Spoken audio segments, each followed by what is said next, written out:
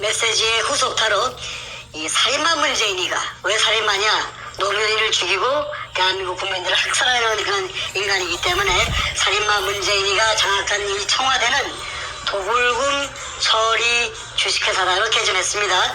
마치 청와대가 이 도굴금의 그 작물 처리장인 것 같아요. 작물 처리장, 그죠? 자, 우리 정세 말씀 듣고 제가 사이사이에 좀 질문을 드리거나 또 코멘트를 하거나 하겠습니다. 말씀 들어보겠습니다. 하진 않았는데 살다 보니까 별꼬라지를 다 봅니다.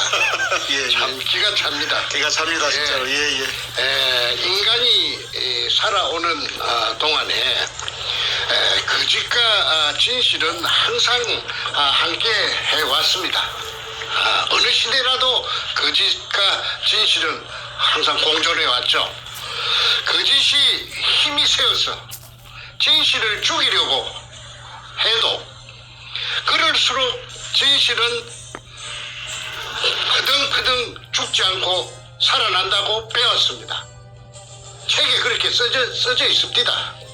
더욱 시퍼렇게 살아나죠? 예, 더욱 시퍼렇게 쁘득쁘득 덕기 나온다고 그랬어요. 예. 오늘은 청와대를 불법 점거하면서 가진 근무술수와 자신의 재상을 감추기에 극극하면서 또 도굴된 금을 팔아먹으려고 돈으로 바꾸려고 온갖 잔대가리를 굴리고 있는 그 문가놈의 민낯을 여과 없이 한번 보도록 하겠습니다. 오늘 이 메시지가 중요한 일을 제가 잠시 한번 코멘트를 넣으면요. 이런 질문들이 많아요. 제가 댓글들 유심히 보는 편인데 이런 질문이 가끔 나옵니다. 뭐냐 하면은, 아니 문재인이가 왜 금이라 연결되어 있는지 증거가 어디 있느냐, 그 얘기를 많이 합니다. 왜냐하면 우리 정생님이 금을 발견한 시점이 2002년도 당시에 김대중의 말년이었고 바로 다음에 이제 노무현으로 바뀌는 때였기 때문에 그 당시에 문재인은 대통령도 아니고 왜 문재인이 여기에 관련됐다고 얘기를 하느냐 하는 어떤 것이 그 질문에 많이 있는데, 오늘 바로 문재인이가 이제 김대중 가고 노무현이 죽였고 그러고 나서 문재인이가 얼마나 살인마적인 행위를 했었고 이 금의 장물에 비로소 장물을 뺑뺑이 돌린 인간인지 한번 여실히 드러내는 좋은 메시지가 될 것 같습니다. 자, 말씀 들어보겠습니다. 그 직접적인 증거는 뭐냐면은 제가 2018년 작년 6월 1일부터 지금까지 50여 차례 이상 그 문재인이를 금도굴에 범인이라고 맹 공격을 했습니다. 그러면은 청와대는 뭐 하는 데입니까? 청와대 대변인 김의겸이라는 그 기자 출신의 그 양반 뭐 하고 있습니까? 대통령을 금독을 범죄단에 연루된 자기 오야붕을 죽인 그 살인마라고 또 금독을 전부 운현동 의뢰공장에 우리 선조들의 유골을 물속에 포화된 유골을 제끼고 그것만 쏙 빼간 처먹은 더러운 천인공도할 더러운 인간이라고 범죄자라고 50여 차례 온 세상에다가 애쓰면은 무슨 반응이 있어야 되죠. 맞으면 맞다, 틀리면 틀리다. 그런데 지금까지 한란이 없어요. 못 들은 척 하는 겁니다. 이것은 다시 바꾸어 말해서 묵시적으로 동의한다는 제 말에 인정한다는 것입니다. 그러니까 아무런 반응이 없죠. 그게 직접적인 증거가 된다고 저는 강조합니다. 자신들이 말을 꺼내는 순간 더 커지기 때문에 찍소리 못하는 거죠. 그래서 제가 지금 바라는 것이, 유도하는 것이 반응이 있기를 바라고 자꾸 유도를 했는데 지금까지 죽은 듯이 기먹자가리들인가 전부 다 기먹거리들이에요. 뻣뻣들만 있는 모양이에요. 불쏘시개. 그래도 그놈들이 머리가 있어가지고 이걸 갖다가 대꾸를 하고 나서는 순간에 바로 뻥튀기가 된다는 것을 잘 아는 모양입니다. 어쨌든 지난 2002년 3월 2일 날 참 꿈속에서도 그리워하던 구멍 하나를 뚫었습니다. 우리 할아버지 땅도 아니고 아버지 땅도 아니기 때문에 10년 세월이 걸렸어요. 문현동 1219-1번지에 직경 60cm로 지하 안반층 16m를 뚫고 땅속에 숨어있던 그 지하 수평물의 천정을 간통하는 개가를 올린 것입니다. 그거는 현대 과학이 발달되어 있기 때문에 땅속에 16m에 존재하고 있던 그 낯선 구리 하나 MRI 같은 기계에 걸린 것입니다. 그 MRI 기계를 갖고 온 데가 어디냐 하면은 대전에 있는 벤제대학이에요. 벤제대학 토목공학과에서 미국 하와이에서 그 기계가 들어온 지가 얼마 안 되는 기계를 제가 어떻게 알고서 그 돈을 주고 그 다음에 그 손홍이라는 교수를 갖다가 그 당시 돈 300만 원을 주고 그래가지고 그 찾아낸 것이 그 구멍을 뚫게 된 것이죠. 그런데 이게 이제 그 물이 지상 17m 높이로 한 3시간 반인가 뿜었다고 제가 말했습니다. 그때 그 수압이 얼마나 세었던지 도굴단들이 선구자 방송에서 하는데 그런 사진이 여과 없이 분출하는 장면이 물기둥이 솟아오르는 장면이 있더라고요. 그런데 그 자기네들이 그 무식한 놈들이 돼서 물기둥이 솟아오르는 그 자체가 박숭이 굴이 아니라 하는 걸 나타내는 가장 중요한 증거인데도 불구하고 그걸 보여주더라고요. 내가 조금 전에 봤습니다. 물 기둥이 막 쇠리 하늘로 치솟아 오릅니다.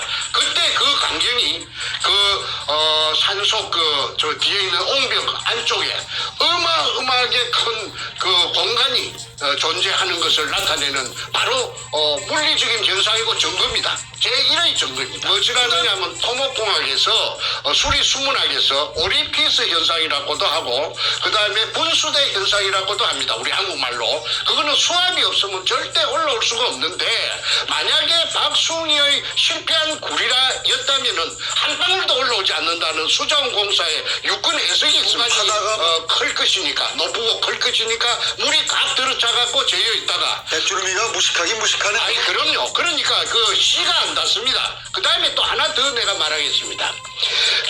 저를 사기죄로 이제 똘똘 몰아서 징역 4년을 살렸는데 그러면은 내가 그 사기를 갖다가 누구를 통해서 쳤습니까? 김성태라는 그 소도동놈 삼천포 소눈깔같이 생긴 그놈 덩치 큰 놈 그놈이 여기저기서 자기 아는 지인들에게서 돈을 구워갖고 온 겁니다.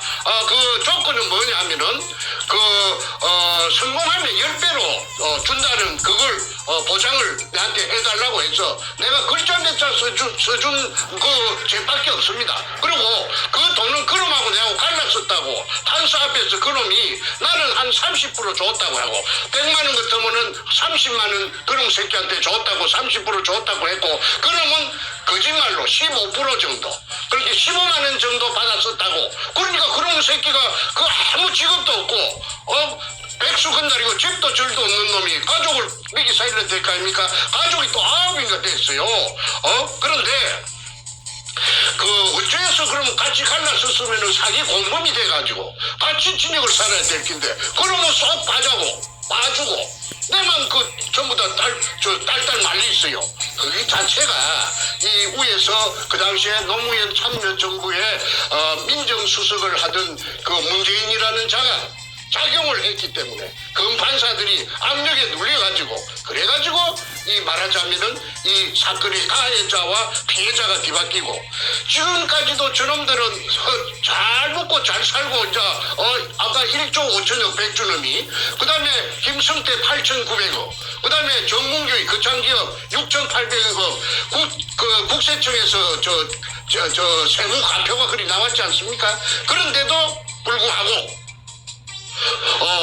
부끄러움 없이 저것들이 설치는 것은 뭐 때문에 설치느냐 하면은 선구자 영우를 통해서 설치는 이유는 뒤에 뭔가 저놈이 대통령이라 깨어차고 가짜 대통령이 청와대를 점거하고 있기 때문에 죽어도 저것들은 죽을 때까지 발악합니다. 그래서 별별 짓을 다 하고 있는데 저는 그 대응해 주는 것이 오히려 고맙습니다. 왜 그러느냐 하면은 시청자들이 영리하니까 시청자들이 보면 누가 거짓이고 누가 참인지 진실인지 다 표가 나서 알 것이기 때문에 오히려 저희 진실을 더 선명하게 부각시키는 계기가 되기 때문에 저는 별로 개의치 않습니다. 자, 지금 유승관 다시 한번 그 금도굴 사건 우리가 뭐 몇십 편을 내보냈기 때문에 처음부터 보신 분들은 내용을 많이 아시겠죠. 최근에 보신 분들이 부쩍 늘어났기 때문에 간단하게 아주 간단하게 금도굴이 언제 시작된 제가 한번 그 일지만 제가 한번 다시 한번 말씀드리고 다음 얘기 한번 넘어가겠습니다. 금도굴 금에 대한 발견부터 얘기해야 될 것 같은데 지금 말씀드린 10년에 걸쳐서 그 부산 문현동 일대를 탐사하신 이후에 바로 2002년 3월 2일 바로 문현동에 수직구가 완성이 되었습니다. 그 지하 4m부터 물속이 포화 상태로 확인됐고요. 그러고 나서 같은 3월 18일경 중순 좀 지나서 일본 글자로 이둥충이라는 그리스인 마대가 수평물 속에 꽉 차 있는 것이 확인이 되었습니다. 이 이둥충이라는 글을 쓴 것은 그 일본 일제시대 때 그 굴이 완성되었다는 증거가 되겠지요. 그러고 나서 바로 며칠 얼마 뒤에 3월 말쯤 돼가지고 김성태 일당이 우리 정생님의 오른팔이 하는데 이 사람이 배신을 한 다음에 저한테 도구를 하자고 종용을 했죠. 그렇죠. 배신하면서 우리 도구를 하자. 금을 빼돌리자고 이제 제안을 해서 국가에 신고하지 말고 그렇죠. 살짝 빼먹자고 했죠. 정생님은 이제 그걸 갖다가 반대했고 김성태는 도구를 하자고만 뭐 기어서 이제 배반이 일어납니다. 정확하게는 4월 5일 날 배신이 일어나는 이걸 제가 인지를 한 것이 4월 5일이 생각이 됩니다. 그러고 나서 4월 중순경에 바로 이 김성태가 정생님이 이제 눈의 가시가 돼버렸으니 자신은 도구를 하고 싶은데 정생님은 도구를 반대하고 있으니 국가에 세금 내고 정식으로 이걸 우리가 클레임을 하자 얘기했으니 김성태가 당시에 좀 힘이 좋은 나현철이에게 정충대 선생을 죽이라고 살인교사 지시를 합니다. 이런 식으로 이제 숨가쁘게 주거주의가 시작되면서 그리고 그들은 도구를 시작해버립니다. 그래서 제가 한마디만 하겠습니다. 그래서 말하자면은 이 금을 물속에 산더미처럼 져 있는 금을 처먹기 위해서 주체인 저를 제가 찾아낸 제가 주체지요. 그러니까 저를 갖다가 그 백주놈이 등을 끄잡아 이어가지고 저를 갖다가 팽시키기로 작정하고 모함을 했습니다. 그 기댄 언덕이 뭐냐면 자기네들 그에게 힘을 실어줄 언덕이 누구느냐면 노무현입니다. 노무현이 정권하고 붙어버린 거예요. 그러면 그 뒤에 배경이 누구느냐면 그 현직 대통령이 뒤에 당선자 시절부터서 뒤에 딱 버티고 있으니까 병풍 역할을 해주니까 아니 뭐 그걸 질 게 있겠습니까? 정충전에 힘도 없고 백도 없고 다 힘이 빠져갖고 지쳐 쓰러질 지경인데 그래가지고 그때서부터 지금까지 처절하고 외로운 그 전쟁을 갖다가 저 혼자 일대 다수 수백 명인지 천 명인지 모르는 기자선 같은 놈들을 상대로 해서 외롭게 고군분투해 온 것입니다. 자, 이제 노무현이로 들어가 보겠습니다. 자, 노무현이가 배경이 있다 이렇게 주장하셨는데 실제 그런지 한번 확인해 보겠습니다. 김대중에 이어서 노무현이가 청와대를 장악합니다. 2003년 바로 다음 해인 한 1년쯤 지나서 2003년 3월 9일에 이런 방송이 나왔어요. 뭐냐면은 당시에 노무현과 젊은 검사들과의 대화의 장 뭐 이런 방송이 나옵니다. 그 당시에 서울중앙지검의 발령을 받은 신인검사인 김영종이 아주 용감무쌍하게 발언을 합니다. 질문하는데 이런 질문을 했습니다. 노무현에게 대통령에 취임하기 전에 전 부산 동부지청장인 박용석에게 청탁 전화를 하신 적이 있다.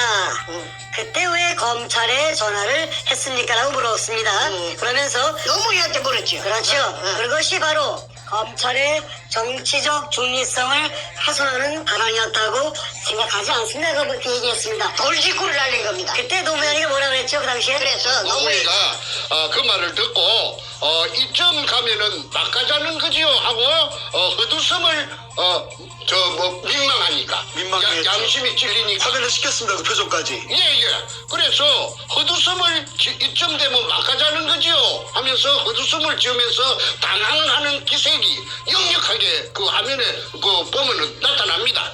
그래서 노무현이 우물쭈물 하면서 변명하기를 청탁 전화가 아니었다.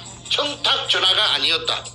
해운대 지구당에 당원이 사건이 계류돼 있는 모양인데 자기 당원이 해운대 지구당에 자기 당원이 사건에 계류돼 있는 모양인데 위원장인 나에게 노무현에게 억울하다고 자꾸 호소하니 혹시 그 지청에서 검사들이 못 다들은 얘기가 있는 것 같으니까 한번 들어주십시오 하는 취지로서 더듬 우물쭈물하면서 들어주십시오 그뿐이다. 이 이야기가 전부다 하면서 해명을 했습니다. 그거는 그 의식이 똑바로 베낀 보통 사람들이라면은 뭔가 이상하다. 어째 그 대통령 그 당시에 그 취임하기 전이니까 당선자 신분으로서 시청장한테 직접 전화를 걸어가지고 자기 당원이 억울한 것이 다 못 다들은 것이 이렇게 한번 더 들어봐 주시오 하는데 그 말하는 것이 우물쭈물하니까 뭔가를 숨긴 듯한 그런 걸 눈치챌 수가 있지요. 근데 그 화면을 갖다가 재생해서 보시면은 제 말을 갖다가 인정하실 것입니다. 그런데 저도 그 장면을 보고 저거 좀 이상한데 내가 노무현을 알기 때문에 내가 노무현을 3번 만나가지고 금도굴에 대해서 문현동에 대해서 아니 금도굴이 아니고 문현동 보물건에 대해서 서로가 그 얘기를 했던 그런 상황이 앞전에 다 그 얘기를 장황하게 했기 때문에 오늘은 그 생략합니다. 좀 이상한데 그런데 내가 그 이후에 수사를 해달라고 진정서를 이어가지고 서경석이라는 그 종교관계 그 목사 그게 이제 검찰에 작용해가지고 사건을 해결하도록 해주겠다고 해서 제가 진정을 해가지고 그래가지고 이제 동부지청에 그 수사가 시작되었습니다. 그 오청 특수부에서 서범중이라는 애송이 그 당시에 고대 법대 나오고 대구 놈이 있는데 뚱보가 있었어요. 그게 이제 수사를 하는데 이런 개판으로 하는 거예요. 이거 내 말은 인정하지 않고 자꾸 말이지 도굴단을 비호하고 말이지 사건을 비비 꼬기 시작하더라고. 6달 동안. 그런데 한 번은 수사를 받다가 화장실에 갔습니다.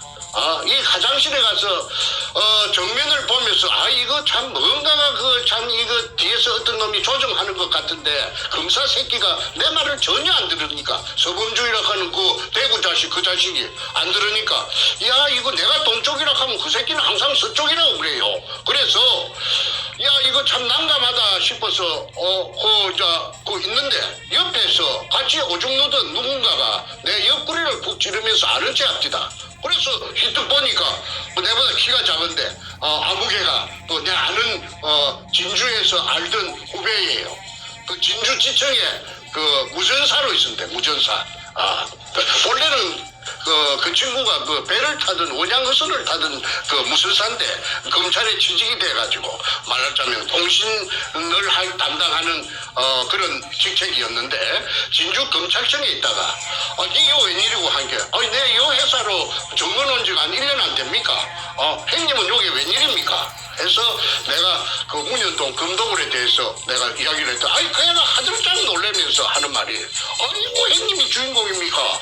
그래 네가 어째 그래 문현동의 금도굴 사건을 아느냐 하니까 우리 회사 직원들 전부 다 모르는 사람이 없습니다. 어째 모르는 사람이 없단 말이냐? 노무현이가 우리 회사 회사 그 사장한테, 지청장한테, 박용석이한테 전화를 걸어가지고. 그러니까 이 회사는 거죠. 예. 자기네 지청을 일컬어서 회사라 하더라고. 그러면서 우리 회사 사장한테다가 그 전화를 한 게 너무 예의 아닙니까? 내가 이제 그런 걸 모르는 줄 알고. 그래 무엇을 부탁하려고 전화를 했다 하대 할게. 아이고 문현동에 그 금도굴 그 형님이 주인공인 줄 나는 몰랐는데 그 금도굴에 타치하지 말라고 전화를 갖다가 한 걸 갖다가 우리 회사 직원 여자 직원 타이피스트까지 전부 다 전화 교환한 거지 다 압니다. 본부지청에 직원들 다 안다고 그러대. 그래서 내가 꿈을 깼습니다. 노무현이가 가담이 되었구나. 노무현이라 하는 이 더러운 도둑놈이. 그럼이 그 앞전에 내가 도둑놈이라고 했어요. 그 김해 임업시험장에 저거 형 노금평이하고 같이 그 철조망을 절단하고 들어가서 그 단감나무 묘목을 뭐 100개 지만으로 100개 뭐 200개 훔쳤는지 300개 훔쳤는지 모르죠. 그래갖고 저거 집 뒤에 봉아리 뒤에 산에 저거 산에 조그마한 산이 있는데 거기에다가 그 단감나무 과수원을 조성했다고 그 새끼가 그 온 사방에 무슨 훈장 받을 자랑인 것처럼 떠들기 때문에 세상에 알려졌지요. 제가 지어낸 말이 아니고 원래부터 도벽이 있는 사람이 그렇죠. 그런 게 이제 머리가 좋아가지고 죽으라고 좋아갖고 10년 동안 그래갖고 저 사법시험에 파스해갖고 1년 반 정도 그 대전지법에서 그 판사 생활을 했는데 월급이 작아갖고 사표 놓고 부산에 내려와갖고 그 도청 앞에서 부영동 도청 앞에서 변호사 하면서 그 문과 적을 만난 겁니다. 그래가지고 하여튼 도둑놈끼리 만난 거예요. 자, 여기까지 정리하면은 노무현이가 대통령 취임하기 전에 검찰 측에 전화해서 지시를 했다. 무슨 지시를 했냐 하면은 문현동 금도굴 사건에 대해서 타치하지 마라. 건들지 마라. 엄포를 놨다. 엄포를 놨다. 그러니까 정충재 바보 만들고 감옥에 집어넣어버리고 이 사건을 봉합시켜라. 손대지 마라. 모르죠. 점프라. 오케이. 그걸 이제 김영동이가 말하자면 그때 젊은 검사들과의 대화의장에서 그걸 바로 돌직구를 안 날렸으면은 제가 어떻게 이런 걸 알 수가 있었겠습니까? 그렇죠. 됐습니까? 그분은 저 안양지청장을 끝으로 해가지고 검사장 승진이 안 되니까 옷을 벗고 제 알기로 한 3년 정도 전에 저 서초동 앞에 그 송결이라고 송결자는 한문으로 결백하다 할 때 깨끗하다 아마 결자 모양인데 소나무 송자 그러니까 늘 푸른 소나무니까 소나무처럼 늘 푸르게 깨끗하다 오염되지 않겠다. 아마 그런 그 사람은 신조마인데 간판을 그걸 걸고 변호사를 개업하고 있다가 얼마 전에 자유한국당에 중앙윤리위원장으로 영입된 걸로 제가 알고 있습니다. 그런데 그 사람을 내가 찾아가서 만났어요. 그 사람한테 찾아가서 만나서 긴노유리 오퍼레이션 그 책도 내가 한금백화점 책도 한 권 주고 그 다음에 정충재를 잘 알고 있습니다. 그래서 앞으로 필요하다면은 그 만약에 한국에서 청문회가 열린다든지 그다음에 국정조사가 열린다든지 해서 수사가 본격적으로 시작되면은 그분에게 내가 도움을 요청할 계획입니다.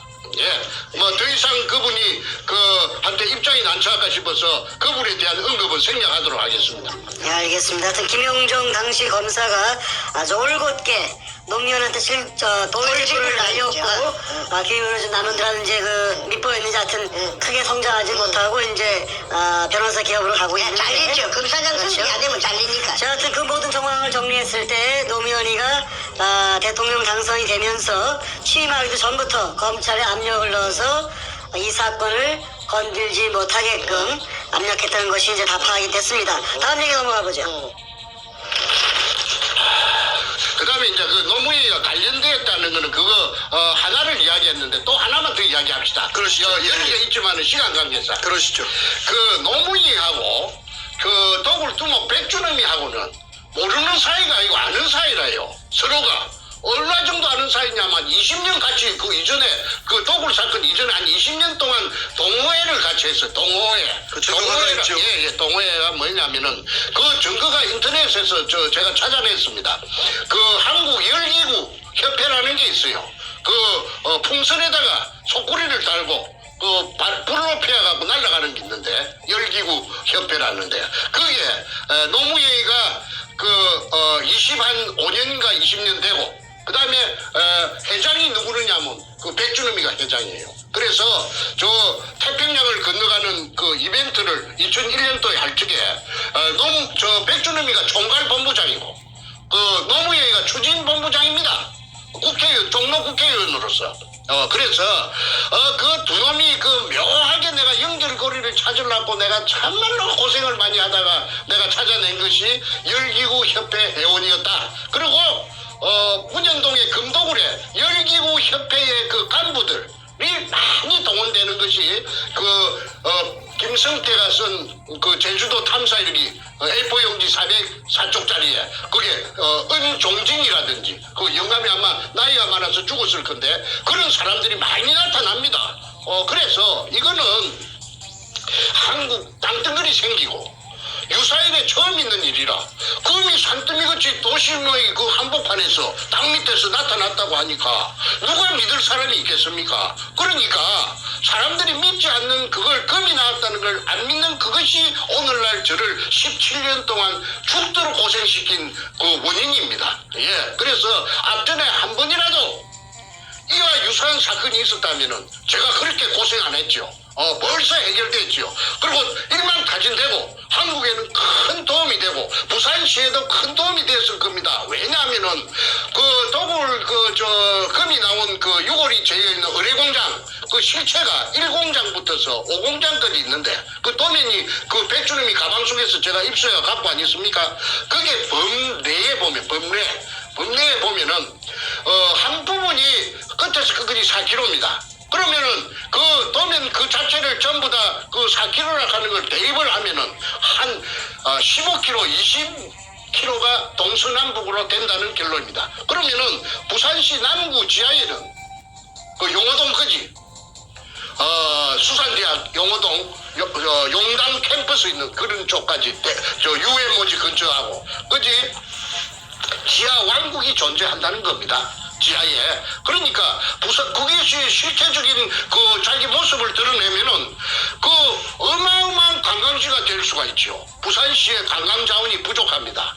특히나 바다니까 한국에서 제일 큰 항구 도시니까 그 부산시에서 그 의뢰공장하고 지하 의뢰공장하고 그다음에 바다하고 연계한 관광 상품을 만들어낸다면은 아마 세계적인 관광 명소가 돼가지고 황금알을 낳는 거위가 돼서 부산시 재정에 엄청난 이득을 갖고 올 것이라고 제가 확신합니다.